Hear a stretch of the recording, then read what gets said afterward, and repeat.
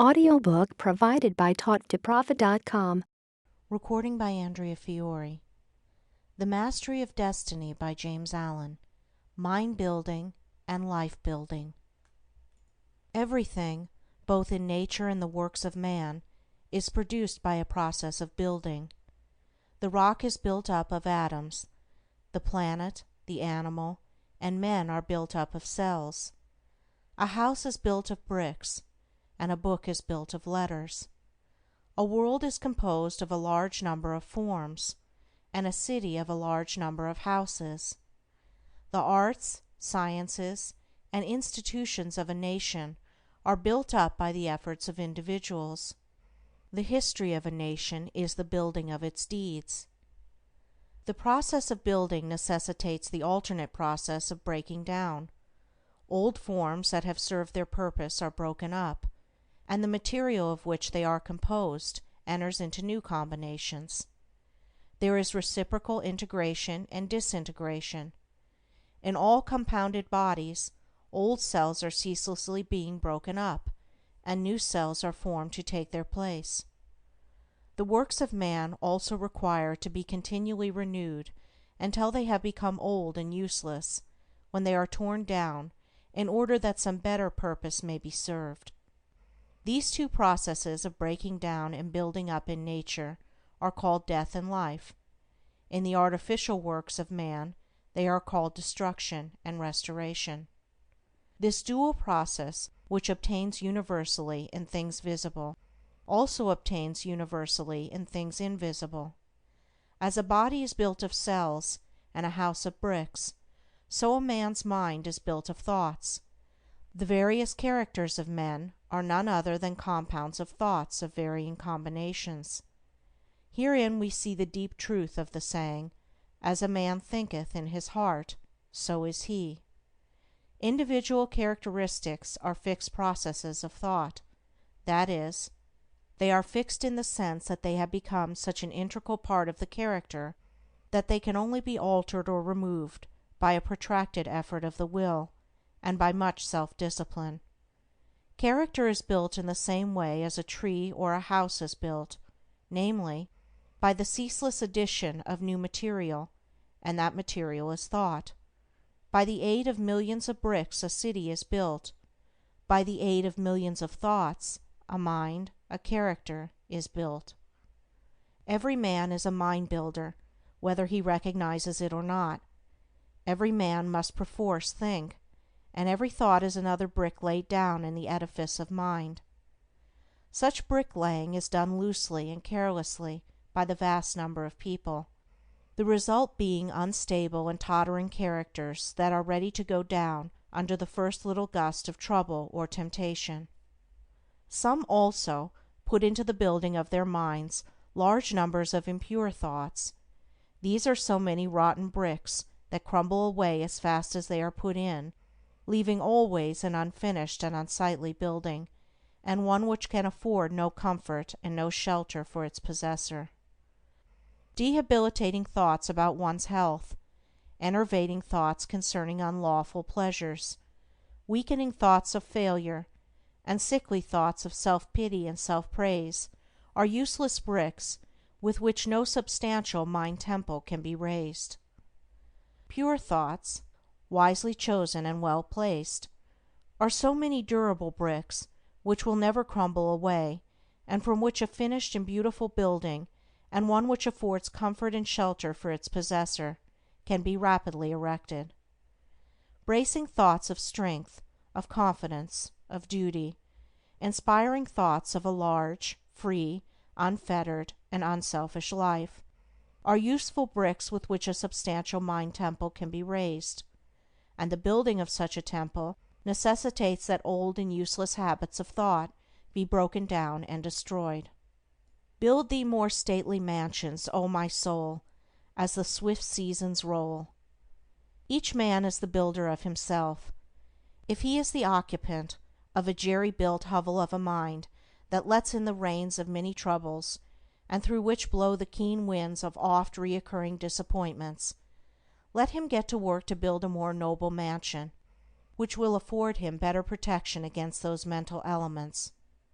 trying to weakly shift the responsibility for his jerry-building onto the devil, or his forefathers, or anything or anybody but himself, will neither add to his comfort nor help him to build a better habitation.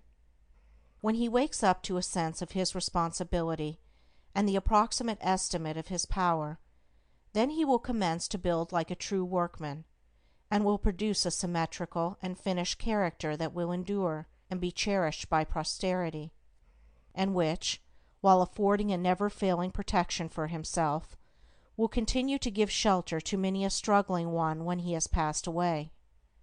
The whole visible universe is framed on a few mathematical principles. All the wonderful works of man in the material world have been brought about by the rigid observance of a few underlying principles, and all that there is to the making of a successful, happy, and beautiful life is the knowledge and application of a few simple root principles. If a man is to erect a building that is to resist the fiercest storms, he must build it on a simple mathematical principle, or law, such as the square or the circle.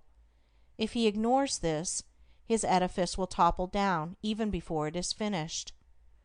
Likewise, if a man is to build up a successful, strong, and exemplary life, a life that will stoutly resist the fiercest storms of adversity and temptation, it must be framed on a few simple, undeviating moral principles. 4 of these principles are justice, rectitude, sincerity, and kindness. These 4 ethical truths are to the making of a life what the 4 lines of a square are to the building of a house. If a man ignores them, and thinks to obtain success and happiness and peace by injustice, trickery, and selfishness, he is in the position of a builder who imagines he can build a strong and durable habitation while ignoring the relative arrangement of mathematical lines, and he will, in the end, obtain only disappointment and failure. He may, for a time, make money, which will delude him into believing that injustice and dishonesty pay well, but in reality his life is so weak and unstable that it is ready at any moment to fall, and when a critical period comes, as come it must, his affairs, his reputation, and his riches crumble to ruins, and he is buried in his own desolation. It is totally impossible for a man to achieve a truly successful and happy life who ignores the 4 moral principles enumerated, whilst the man who scrupulously observes them in all his dealings can no more fail of success and blessedness than the earth can fail of the light and the warmth of the sun, so long as it keeps to its lawful orbit, for he is working in harmony with the fundamental laws of the universe.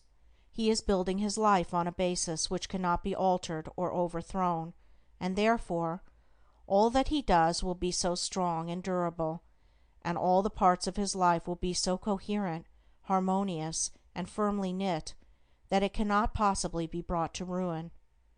In all the universe, forms which are built up by the great invisible and unerring power, will be found that the observance of mathematical law is carried out with unfailing exactitude down to the most minute detail. The microscope reveals the fact that the infinitely small is as perfect as the infinitely great. A snowflake is as perfect as a star. Likewise, in the erection of a building by man, the strictest attention must be paid to every detail. A foundation must first be laid, and although it is to be buried and hidden, it must receive the greatest care, and be made stronger than any other part of the building.